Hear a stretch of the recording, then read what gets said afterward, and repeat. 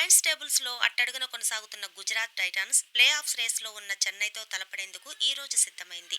అహ్మదాబాద్‌లోని నరేంద్ర మోడీ స్టేడియంలో రాత్రి 7:30 మ్యాచ్ అయితే స్టార్ట్ అవుతుంది. అయితే ప్రస్తుత సీజన్‌లో చెన్నైకి మరో 3 మ్యాచ్‌లు బ్యాలెన్స్ అయితే ఉన్నాయి. ఆ 3 మ్యాచ్‌ల్లో Gujarat Titans, Rajasthan Royals, Royal Challengers బెంగళూరుతో సీఎస్‌కే తలపడనుంది.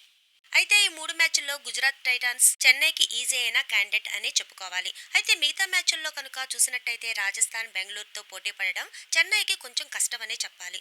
అయితే బెంగుళూరు వరుస విజయాలతో శరవేగంగా దూసుకుపోతుండగా పాయింట్ల పట్టికలో చూసినట్లయితే రెండవ స్థానంలో ఉంది. అందుకే ఈ రోజు గుజరాత్‌పై చెన్నై గనుక విజయం గనుక సాధించినట్లయితే ప్లే ఆఫ్ రేస్‌లో ముందుకు దూసుకుపోతుంది. పాయింట్ల పట్టికలో మూడో స్థానంలోకి చేరుకుంటుంది.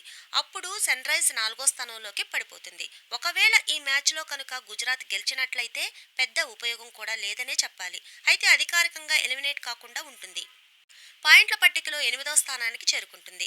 అయితే చెన్నై బౌలింగ్ విషయానికి వస్తే కనుక కీలకంగా వ్యవహరించిన అతీషా ఫత్తిరానా అయితే ఇప్పటికే ఆ జట్టు క్యాంపుని వదిలి వాళ్ళ స్వదేశానికైతే వెళ్లిపోయారు. దీంతో ఈ మ్యాచ్కు తుషార్ దేశపాండే, సిమర్జీత్ సింగ్, జడేజా, శార్దుల్ కీలక పాత్రనైతే పోషించాల్సి ఉంటుంది.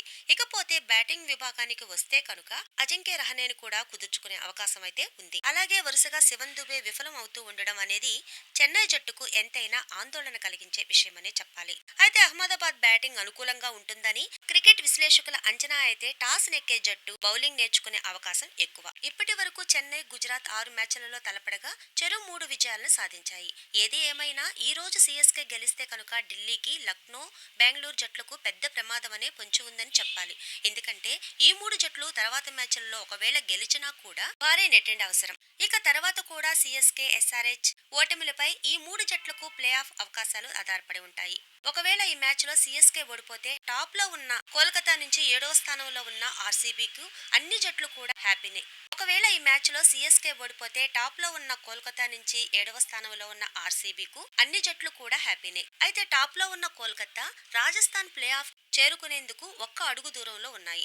అలాంటప్పుడు సీఎస్కేలో ఆ జట్టులో ఎలాంటి ప్రమాదం లేకపోయినప్పటికీ కూడా ఒకవేళ సీఎస్కే ప్లే ఆఫ్ లోకి అడుగు పెడితే ఆ జట్టు పెద్ద ప్రమాదకరంగా మారే అవకాశం ఎంతైనా ఉంది.